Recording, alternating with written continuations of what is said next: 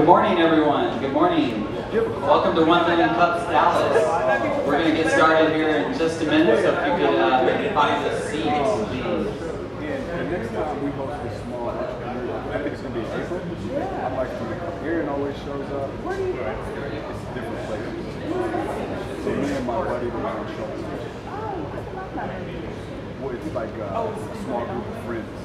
All right, good morning, everyone. Thank you for braving the weather today. I know it was kind of a big storm last night. I know it was really loud and woke me up and everything, so we appreciate everybody coming. Is anybody here for the first time at a 1 Million Cups? Oh, we got several people. Awesome. Well, thank you so much for braving the weather and joining us this morning. Hopefully you'll find a value in the presentation today and enjoy yourself and come back and invite other people to come. The first thing I wanted to mention is, well, let me just tell you a little bit about what 1 Million Cups is. We were started by the Coffee Foundation here in Dallas a little bit over 5 years ago. And it's a nonprofit group. We're run by volunteers, so all of us that are organizers are volunteers for 1 Million Cups. And it gives a platform and a forum for startup companies to be able to present their company and get some feedback from the community. And that's you guys. And so what we were going to do is have a presentation, and then you're just going to open it up for questions and comments. And so please feel free to, ask any questions that you want. We do have an app as well. It's a 1 Million Cups app that you can get on your phone. And it starts with a 1, the actual number 1 Million Cups. And you can check in on the app. So we encourage you to download the app, check in there so that we know who's in the room. You can connect with the presenter. You can actually leave comments. And so let's say you wanted to make a comment, but you didn't want to make it public or something like that. You can leave it on the app, and they will get that for you. So the 1 Million Cups app is a great thing to do. Only one person checked in, so come on, guys. We need to step it up. So 1 Million Cups. We meet every Wednesdays at 9 a.m. Across the country. There's a lot of different ones that meet across the country, and like I said, it's a volunteer organization that are supporting startups in the community. And of course, 1 Million Cups is meeting over 1 million cups of coffee, actually. So we do have coffee here as well at all of our events. So the 1 Million Cups app, I did mention that, so please download that and make some comments and check in with them. So today's presenter, we have a company called Surfboard. We have Himrod and Milat, is that right? Okay. So it is a tradition that we stand up and give them applause to welcome them to 1 Million Cups. And so Himrod and Milat, welcome.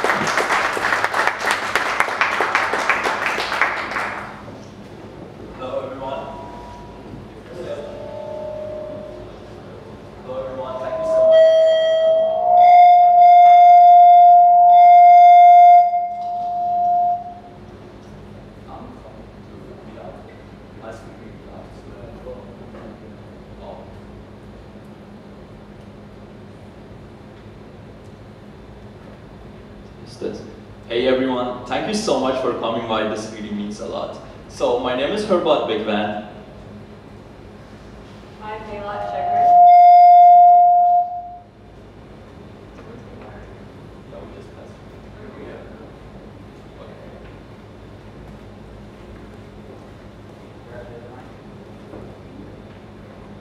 Hello, I'm Milat Shekhar. So we are here to tell you why we built Surfboard, what is the problem we are solving, and what is the solution we were all gonna have to build this application. So before we even talk about what is the company, let me ask you guys one simple question. How many of you guys generally sitting home, sitting in your dorm, sitting in your office, and ask yourself, what is going on around me? If I genuinely want to see what is going on 3 miles down there in the street, or what is going on around my building, how would I know? So this is how we built it, Surfboard. What is Surfboard is a geolocation app that shows you what's going on around you in 1 to 15 miles radius.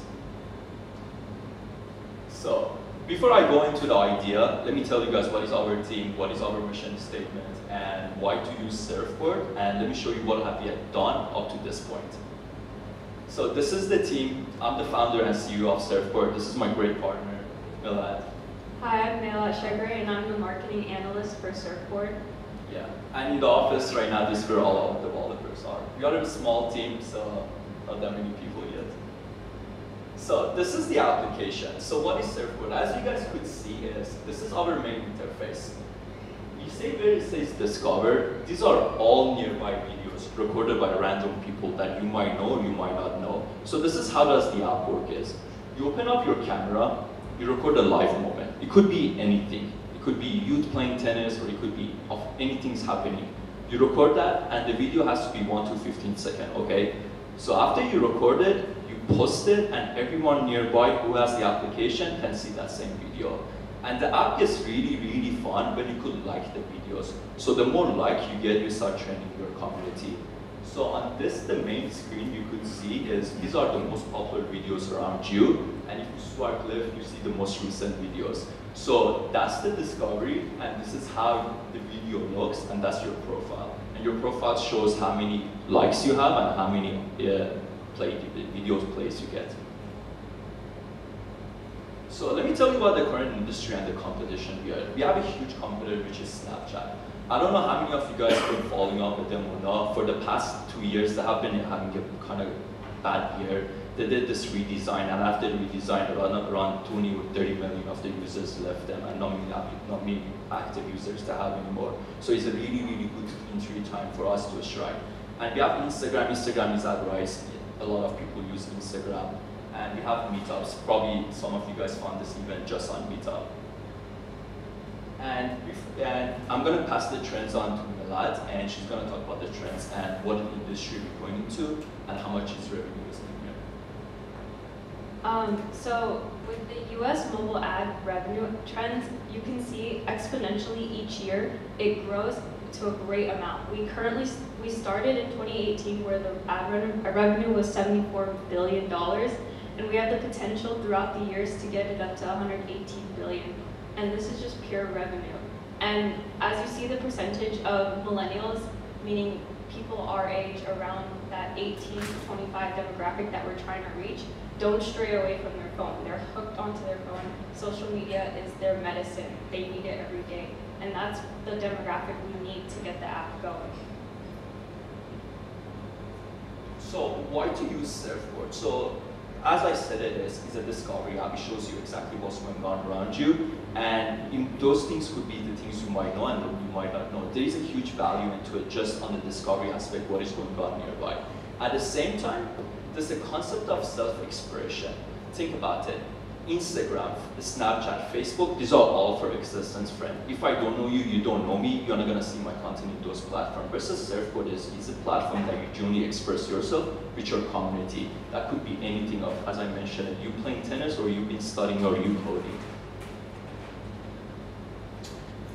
And for our marketing strategy, we have 2 target demographics, college students and content creators.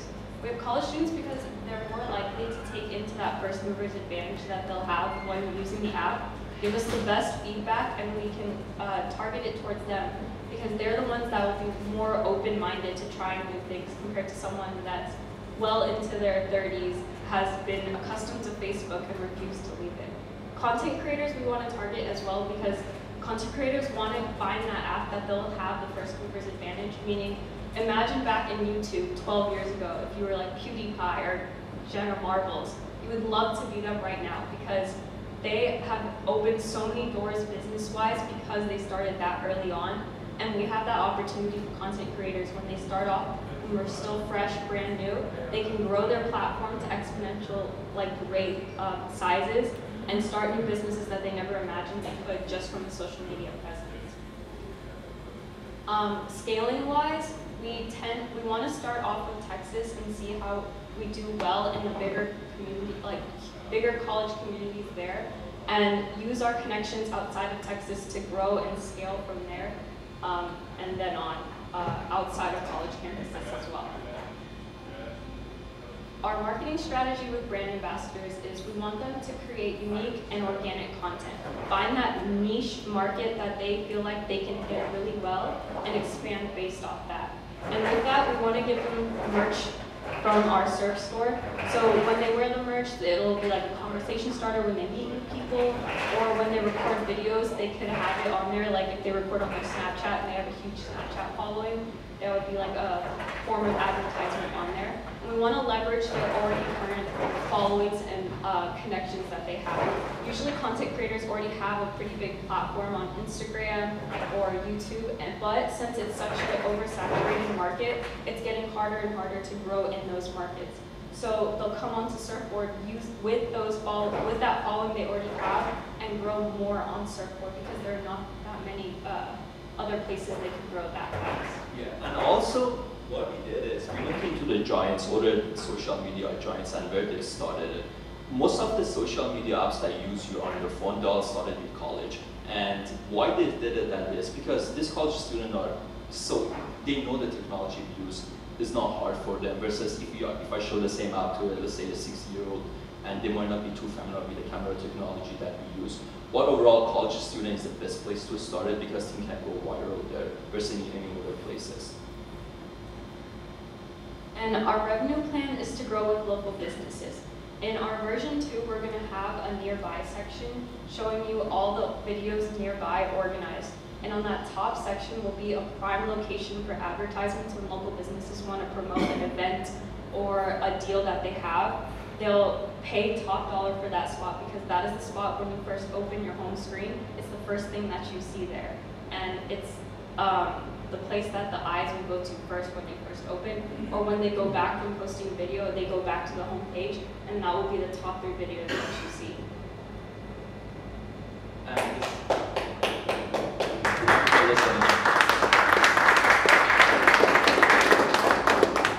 We're gonna cover more of this in the Q&A, so. Thank you so much. That's all the time we have for your presentation. That's why we started clapping. So now we'll open up the floor for questions. If you do have a question, just raise your hand and we'll come around and bring you the microphone.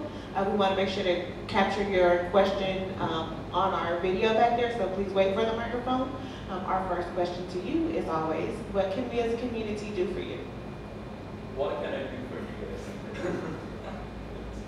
It's not about, this is just my personal aspect. It's not about what you can do, it's what I can do. We're gonna go ahead and give Capital Factory verified profile, so anything that content comes from the Capital Factory is verified, and the verified accounts that have a higher value, so they start trending even faster. So you come to the app, any videos that came from this account will be on the trending. So now you guys have a lot of these events. We have a lot of users in Dallas, so when they come into it, they could see this event is happening, so actually they could come and fill out the chairs. Yeah. All right. Any questions?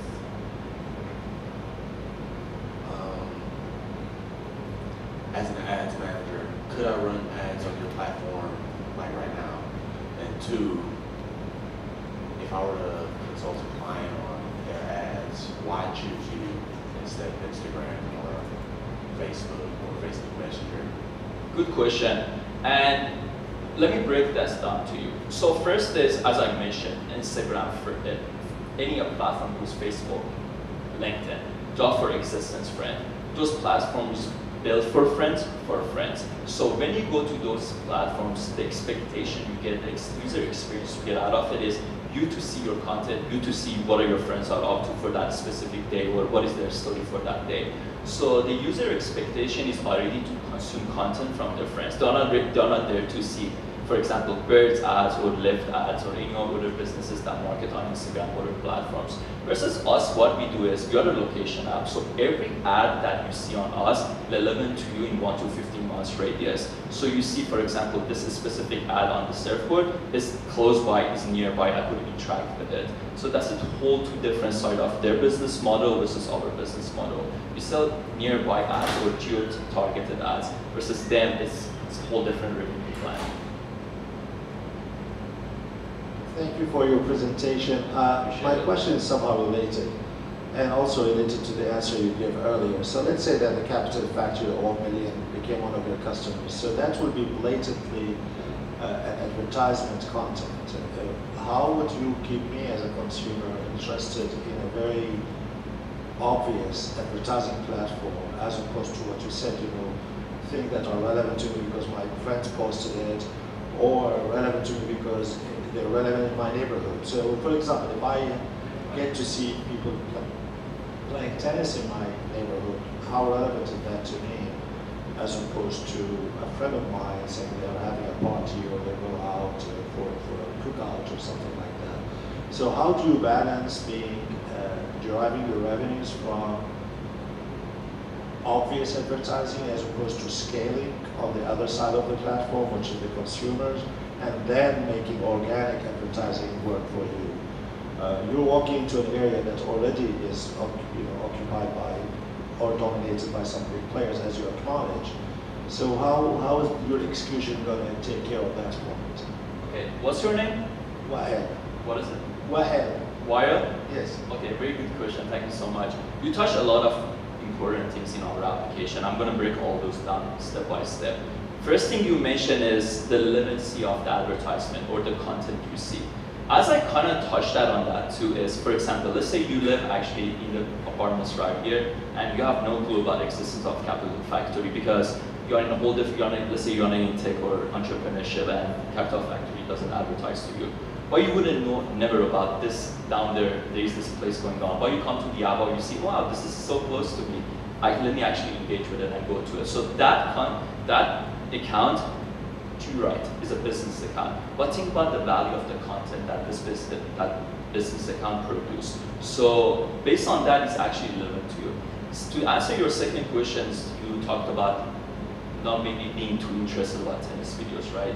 We use machine learning into that. We learn your behavior and what kind of contents that you consume, and we kind of start learning your behavior, and we start kind of giving you kind of videos relevant to what you like.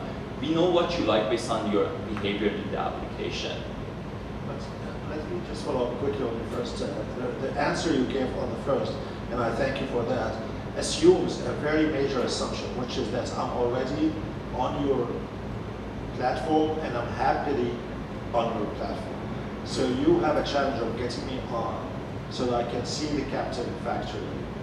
So that's a big assumption. My question is how you get me in the platform and keep me interested enough and not turn me off early enough that you're all about advertising so that I get to see that Capital Factory when it organically appears. Got it. So that's really my question, is how are you attacking the platform from which side? To me, in platform economy, you really have to balance between these two sides. Got it. Let me talk about the psychology. Now we are touching two really important human factors. One of them is humans' curiosity. Everyone is curious, love it or hate it, it's in us. And second thing is a new trending word called FOMO, fear of missing out. Those two are so strong that moves humans like nothing else does. So one of those two probably gonna touch you, of the FOMO or of the curiosity. Based on the questions you asked, I guess you're on that curiosity side more. So now you can discover more. Because humans, what is about us is we love to consume content. Look at how many applications, how many newses, how many softwares, or how many things that you use every day to grab content. So humans always love to just get one word. So that curiosity side is definitely gonna get you on. Or if you see our ads, or you see, oh, this could be helpful, let me show you, let me just see what is my town is about to. And if not, let's say you're on our target demographics, let's say the content is not value to you, but you could see what are the, for example, young people in your town are up to, or what are the every things they do nearby. Thank you. Hi. So I think my question is piggybacking a little bit on what he was asking. How are you going to differentiate the advertisement that is made from your platform and the advertisement that is going to be made from the content creators? Because obviously the content creator is making an advertisement, but it doesn't really look like advertisement. So it's a lot more friendly to the user, to the end user, to say, oh, she used this cream and I like her skin, I'm gonna go buy it. How are you guys gonna use the advertisement part of the app in a way that you guys won't be fighting for clients with your clients that use the app to do advertisement? Good question. Let her answer. So the difference between us and content creators is content creators currently it would be fed in, their videos are fed into a mass pool. So there's a recent pool and then there's a trending pool, right? So with ours, we would have the top spot of a nearby, and we could guarantee that top spot because we are the app. Whereas the content creator, the only way they could get those top spots is if the people that are watching their videos like it and engage with it more. So then for them, it would be harder for them to get their content out there and on that top spot than it would be compared to us where someone came from a third party and paid us. Does that make sense? Yeah, that makes sense. So basically, you guys' ad has a bigger priority than the content creators, right? Because the content creator, we can't control that. If they create a video, it's all based on the users to see if it gets on that trending page. Mm-hmm. Whereas for us, we could easily put it there. Yes. This really comes back to our revenue plan. For now, we focus on ads. We are developing future features, which is in the AR side mostly. We are adding that as a big new feature we're working on. We're bringing augmented reality into this. Now, once we have this, we will change our revenue plan and focus mostly on that, which is not advertisement. To be honest, just raise your hand of how much you hate to see ads on social media. Just be honest, like, it's okay. We are in the business side and we are in the consumer side. None of us generally likes to see ads because how many companies just trying to sell you, oh, we are doing this coolest thing in the world, like, but in reality, generally, I hate to be this straightforward, but in reality, no one cares about it. It's just one more ad, one more content you want to consume and just like scroll up and done with it, or like, I wish I could hit skip faster. So we know about this problem. We know about like people, especially like the younger generation kids, do not like to see ads. So where is this philosophy is taking the companies anymore? So we have to be really, really innovative, come up with new features that we could market there, and just slowly get on that spread time, and then just keep revenue there. So I'll give y'all a little break from those type of questions. How do y'all see any potential inappropriate content getting put out there? So say, underage drinking, high schoolers put up business for the parties ad, like obviously that's illegal, inappropriate. I could go through the whole list. Do y'all have any measures to block that content or take it off, or, yeah? Yeah, we do that. So what we use a lot of technology. We use technology as our help. At the same time, so what we have video recognition. We have all the machine learning just to get to see what is the level of the content that comes in. So let's say, for example, let's say you go to R-rated and you record a whole video. Before you got to upload it, you could see it. This is new content, nudity or anything. It's not going to be uploaded. But to answer that for alcohol or bad language, and then that's extremely hard. That's like $1 trillion technology. Even Apple or YouTube still cannot do a good job on that. We do use those, and we will have this future, or we have this community aspect that you will report it. So if you see something bad, and if it gets reported 5 or 6 times, we will get a notification. We will do our due diligence on that content and remove it or keep it the way it is. So what's your guys' current user base? Yeah. Well, how much has it grown from where you started and where you're at now? Yeah, we launched in August and we had a huge exponential growth. What we wanted to do, what are the numbers? How many users still? Honestly, we don't measure our users based on numbers because our users mean so much more to us than just like a specific quantum number. But let me tell you about the growth and how we started and where it is. What you see here, especially on the main screen when it says Discover, this is just our MVP. What we want to do with our MVP is you record a video, post it, and people nearby see it. It does its job as its minimum. And we are currently working on our version 2 and AR feature. So once we do that, we just wanted, the reason we did the MVP is we just want to see if the concept works. Like if people gonna use it, like how they're gonna use it. So the stage we are in right now, we just want to grab feedback and data. Even with the MVP of the app, we proved that we are up to something. However, we have a high amount of daily active users. Our downloads are exponential. It doesn't grow that much up. But what we have is daily active users and not investors, and overall the people that want to invest in you and want to scale the company, the value daily active user much more than just downloads. Do you guys plan to like delineate between content providers and just users? Meaning like people actually putting content on your application, or is everybody allowed to put content on your application? Because the whole premise, right, is to like generate interest in an event like this, right? And so what is their purpose of being on the app? To drive that interest, as opposed to just some random person sharing a party or a get together or a tennis match or whatever you're talking about. You want it to actually provide value and insight to events or businesses Or in their anything area. meaningful going on, just record and post it. I know where you're going with that. So we have two big sides of it. That the content creator sites, which generates content, at the same time the discovery of generally the app showing you something that's happening nearby, but you have no clue about it. So it'd be fitting two-sided aspect. One of them is just grabbing cool contents, getting more content in application, because if we do that well, people spend more time in our application, and which as an app company, you want that to happen. You want people to come to your app, that's the first step. Second step is them to spend a lot of time in your app. It just literally looks like a TV channel.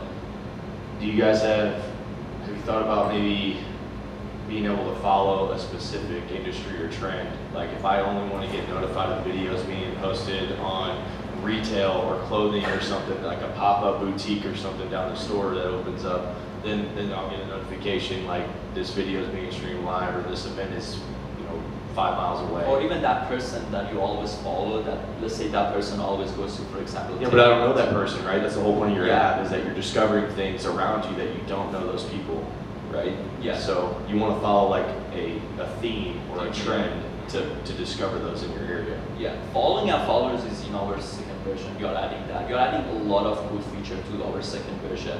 Following our followers is definitely one of them. We're adding direct message. Let's say, for example, this video you posted it. Now I could message you on it, be like, hey, where is this video you just posted it? Or I could go comment on it. So all the social features, all the cool social features, we are adding in our version too.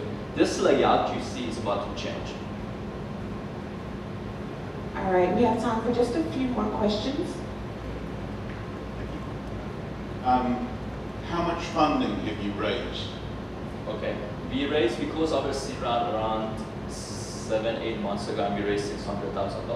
And do you have a board of directors and who's on it? What is it? Do you have a board of directors? Yeah. And who's on it? Yeah, we have our board of directors use it. One of our investors uses the app all the time. So yeah. You asked about board of directors? Oh, we probably do not know him. His name is Esimian Abi. I don't know if you know him or not. Yeah. Is he a founder of Facebook or anything like that? No, you don't have to be founder of Facebook to invest. No, he's not founder of Facebook. Yeah. He just truly believed in our application, and we all had previous startup background, so good timing and good thing worked well for him. So, are you investor? No, I'm interested in finding out the depth of knowledge of social media amongst your team. Yeah, let's talk. So, yeah. How are you encouraging like user interaction? I think a lot of the reason people do post on Instagram is because it's going to their friends. It's kind of what you were talking about. People are posting because they want their friends to see it. How are you encouraging that, not taking advantage of that whole side of social media? I'm gonna say why it is, and she's gonna go on that too. The reason is because, think about this, every application faces that problem. Oh, it's a whole new app, like no one's gonna be on it. Every platform faces that every day. Tinder went through it, Bumble went through it, Snapchat went through it. That's all that comes into, if you truly build a good brand, and the brand is associated with trust, people will eventually come. You're not gonna get 3 or 4 million users in the first year. No apps has done that. It takes a little bit amount of time, but if your friends using it and you see your friends using it all the time, eventually it starts to get on that. But to that, every platform faces that problem. Early days, like how you're gonna get people into it. So let me touch on hers, and let's see if both will answer that question. Also on top of that, I'm gonna do like a personal aspect for you. Imagine like on a Saturday afternoon, it's you and your friends, and you don't know what to do. You're just sitting there. You go through your Instagram stories, and you see things that have already happened or your friends are doing that you just never got invited for and you don't know why.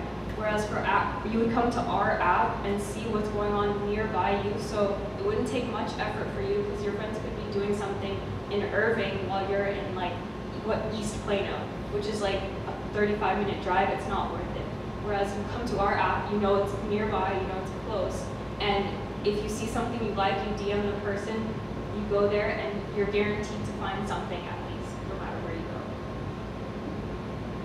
go. The question I have is with community engagement. Like, I come from a smaller town south of Dallas, Cedar Hill. It's a smaller community, kind of tighter knit. A lot of people know each other, and there's people in that community who love that community. I would love to see something like this kind of spread the joy of Cedar Hill. So my question to you is, have you guys thought about that level of advocacy as opposed to like big city colleges, big businesses, like more the smaller community? Because it sounds like, you know, within a 150-mile radius, that'd be great for a small city. So I guess that's my question. So, Yeah, next door is similar, so I guess that would be almost a competitor too. So, ours is 1 to 15 miles, right? There's a lot of, yeah, you said 1 to 15, I'm sorry, but 1 to 15 miles is actually it's a radius from the center of you in a circle, right? So a lot happens. Even if you're in a small community, you may see like a high school football game going on that all your friends are going to, and then you might see like a small kickback on the other side of town, and it shows you different options that you can go to in a small community. Whereas in a big city, there's more events and more parties, there's more small things happening. So I can see where you're coming from, but there are different pros and cons to each side. And I think they're both. Yeah. So Julie, let me tell you the purpose why we built the application. There are so many things happening nearby, like, oh my gosh, we all miss so much on it because we don't have the right channel to see it.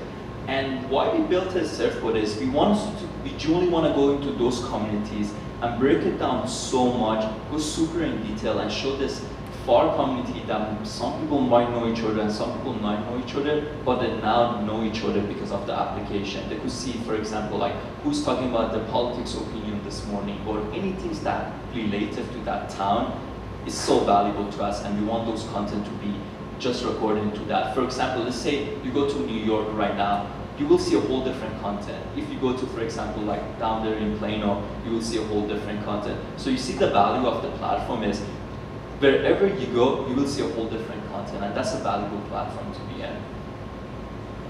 So you talked about your revenue model, and to me that's still a very high level revenue model, but you were asked about funding. Well, the fact that you're at the round C, I would like to ask you, what is your unit economics? How do you measure your viability into the future? How did you prove your viability to your investors? And specifically what I'm talking about is whoever your customer is, because you're a two-sided platform, you have content creators, you have consumers. Yes. What's your cost of acquiring these two sides of the platform, and what the life value of whoever stays on your, you know, to me, I was really surprised but happy for you that you raised 600,000, but you must have convinced somebody that you have a viable model. Could you share with us some of those customer acquisition costs and lifetime value, for example? This were your unit economics. Since you guys came here, and I look at everything, especially time too, as an investment, so let me just go more in detail, maybe even touch a few things that you might not. So overall, I'm gonna go ahead and more discuss on that. So how we gonna measure, how we measure success is daily active users. That's when if you have daily active users, man, you are in a good business. There's apps, man, they burn millions, and they still cannot do daily active users. They cannot sustain it. One day they're up, next day they're into negative.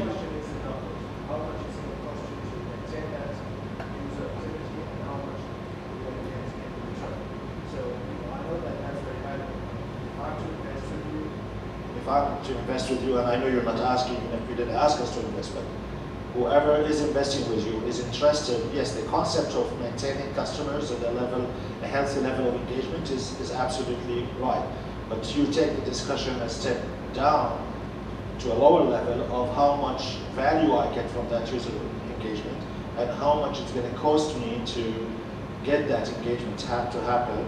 And now I look at a viable model, even if it's 5 years down the road, I have to look at some ratio between how much it's going to cost me to acquire or create that engagement versus how much value I gain from that. So could you share, I mean, not the concept, I'm really interested in, and it doesn't have to be real numbers, but some kind of a trajectory that you can share with us that, you know, that ratio is not necessarily very healthy today, but we see it going and spiking at some time to where the LTV and the COCA are a healthy unit economics. You touched a lot of important key ratios, and I'm going to go ahead and answer those. So what we do is this year, our goal was to hit 100,000 downloads, and we are in a way to hit it. So, and especially our V2 comes out, we are spending a lot of marketing money on it, especially all the ambassadors you saw, all the cool merchandise you will see. So those things will June, we believe that 100% is going to definitely increase the number. So to hit our download goals is 100,000 downloads, and if we can get, if we lucky enough, if we execute it well, and we have 70,000 daily active users overall in that whole 1 year, being a massive, massive, massive business. If the app can come up to that and get 100,000 downloads first year and have 70,000 daily active users, boy, you have no clue what you're going after. It's a huge, you could go walk up to Silicon Valley investors and raise as much as money you want because you already proved the concept. This is not an idea anymore. This is not like, oh, we believe it's going to happen. You already did, and it already worked. How much is it going to cost you? Are you talking about the cost of capital, raising capital? How much it's going to cost us? Raising $100,000 or download? I'm talking about downloads. That 100,000 was downloads. And 70,000, as I mentioned, that was the daily active users. I guess we need to take that offline if you're still interested in this. Yeah, for sure. We will talk definitely. All right, we have time for one more question. So hearing to what you guys are doing, it seems to me that the biggest difference from this platform to the platforms that are already out there, it's more of a, what can I do in the place that I'm at? And this is a crazy idea, but have you guys thought about maybe advertising in another platform to let people know that you can go to your platform to find what you can do in Plano, in Grapevine, in Dallas, and use those content creators that you guys have to let people know that if you go to Surfboard, you will be able to find not one, but 20 million activities, prices, price points, themes, retail, events, parties, whatever you want. More in a money-making way than just there's a party next door. Does that make sense? Yes, it does. We already doing that letter.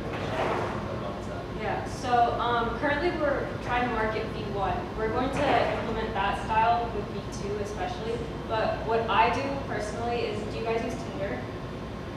Or do you guys know what Tinder is? Yeah. Yeah, Okay. so on your Tinder bio, this is like the easiest way to market where you abuse other platforms. You put your like Snapchat or Instagram, right? Then you go to Snapchat, they add like, guaranteed, usually when I get on Tinder, I get 10 to 20 people add me per day.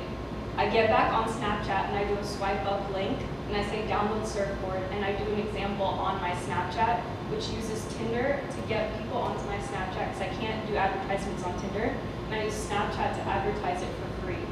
So people swipe up, comment, say what is this, I explain it to them and they download it. Or people just swipe up and download with just following the example that I provided on Snapchat. It's free, it's easy, and usually 5 to 10 people end up doing it. All right, thank you so much. That's all the time we have for questions.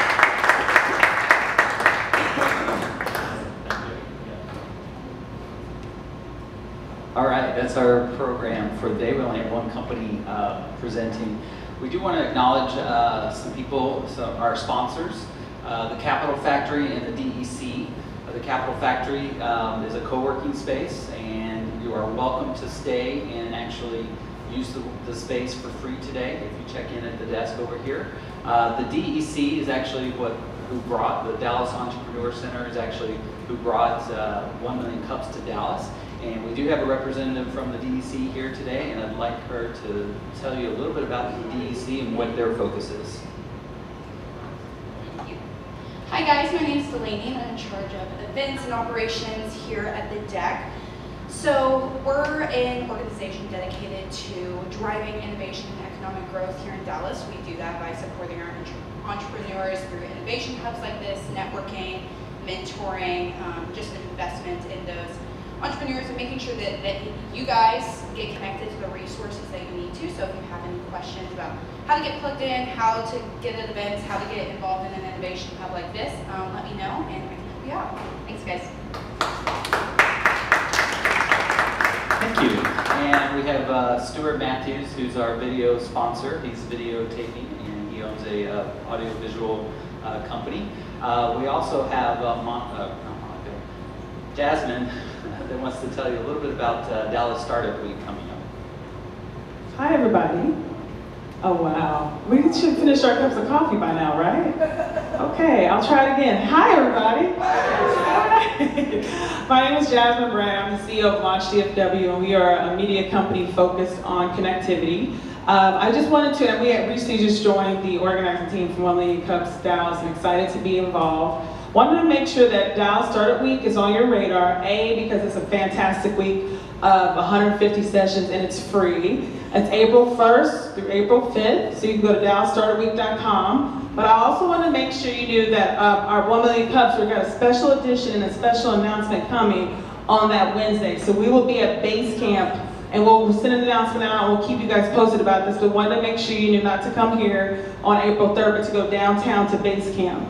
We've got some special things planned for that one. We're announcing a really cool sponsor that's coming on board, so I want to make sure you guys join us for that. Finally, we are looking for presenters for 1 Million Cups Dallas.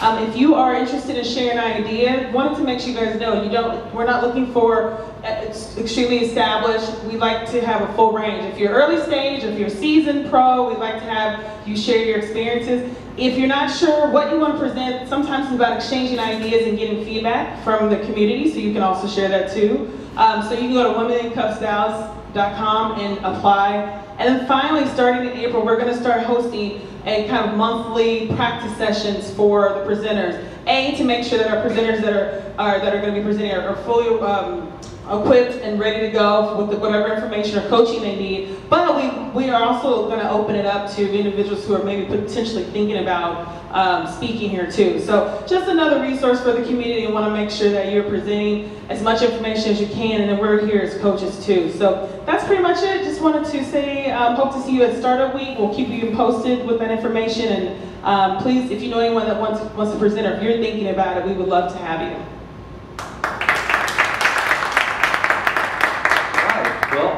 Thank you so much for coming today. That's our program for today, and please feel free to come back next week and bring friends. Thank you so much.